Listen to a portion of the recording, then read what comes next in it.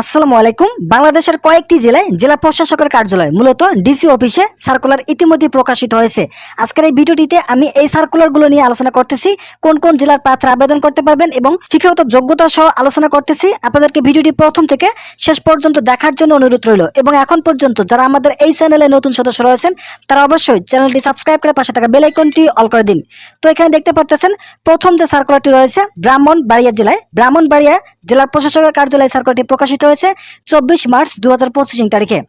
তো যে পদে জনবল নিয়োগ প্রদান করা হবে পদের নাম অফিস সহায়ক। এই পদের জন্য 15 জন জনবল নিয়োগ প্রদান করা হবে। 20তম গ্রেডে বেতন 8,250 টাকা থেকে 20,010 টাকা প্রদান করা হবে। শিক্ষাগত যোগ্যতার ক্ষেত্রে কোনো শিক্ষিত বোর্ড হতে ন্যূনতম দ্বিতীয় বিভাগ বা সমমানের জিপিএ সহ মাধ্যমিক অথবা সমমানের পরীক্ষা উত্তীর্ণ হলে এই পদের জন্য আবেদন করতে পারবেন। মূলত এসএসসি পাস থাকলে এই পদের জন্য আবেদন করতে পারবেন। যাদের বয়স 1/3/2025 তারিখের মধ্যে 18 থেকে 32 বছর হয়েছে তারা এই সার্কুলারে আবেদন করতে পারবেন। এখানে যে লিঙ্কটি দেখতে পাচ্ছেন এই লিঙ্কের মাধ্যমে আপনাদের কাঙ্ক্ষিত আবেদনটি সম্পন্ন করতে পারবেন। 20 এপ্রিল 2025 তারিখ বিকাল 5 ঘটিকা পর্যন্ত আবেদন করতে পারবেন। এই সার্কুলারটি প্রকাশিত হয়েছিল কালের কণ্ঠ পত্রিকায়। তো এখানে দেখতে পাচ্ছেন এই সার্কুলারের আবেদনের শেষ তারিখ রয়েছে 20 এপ্রিল 2025 তারিখে। এছাড়াও গোপালগঞ্জ জেলায় একটি সার্কুলার প্রকাশিত হয়েছে। এই সার্কুলারটি 12 মার্চ 2025 তারিখে প্রকাশিত হয়। তো এই সার্কুলার বিভিন্ন ক্যাটাগরিতে জনবল নিয়োগ প্রদান করা হবে। অফিস সহকারী কাম কম্পিউটার মুদ্রাক্ষরিক এই পদের জন্য 5 জন জনবল নিয়োগ প্রদান করা হবে। এছাড়াও দ্বিতীয় নম্বর যে পদটি রয়েছে পদের নাম কপিস্ট, এই পদের জন্য 4 জন জনবল নিয়োগ প্রদান করা হবে। বয়সের ক্ষেত্রে 18 থেকে 32 বছরের মধ্যে থাকতে হবে। তৃতীয় নম্বর যে পদটি রয়েছে পদের নাম বেঞ্চ সহকারী, এই পদের জন্য 16তম গ্রেডে জনবল নিয়োগ প্রদান করা হবে এবং পদ সংখ্যা নির্ধারণ করা হয়েছে 2টি। চতুর্থ নম্বর যে পদ রয়েছে পদের নাম লাইব্রেরিয়ান সহকারী পদে জনবল নিয়োগ প্রদান করা হবে। তো এই পদের জন্য যারা আবেদন করবেন তাদেরকে অবশ্যই 18 থেকে 32 বছরের মধ্যে বয়স থাকতে হবে।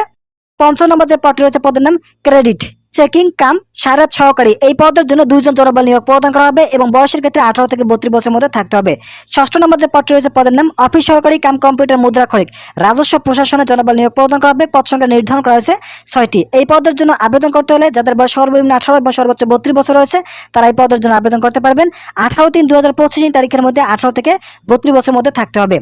এই সার্কুলারে আবেদন করতে হলে 10 এপ্রিল 2025 তারিখের মধ্যে আপনাদের কাঙ্ক্ষিত আবেদনটি শুধুমাত্র অনলাইনের মাধ্যমে আবেদন করতে বলা হয়েছে। এছাড়াও চট্টগ্রাম জেলায় একটি সার্কুলার প্রকাশিত হয়েছে যেটা দৈনিক আজাদী পত্রিকায় প্রকাশিত হয়েছিল 11 মার্চ 2025 তারিখে।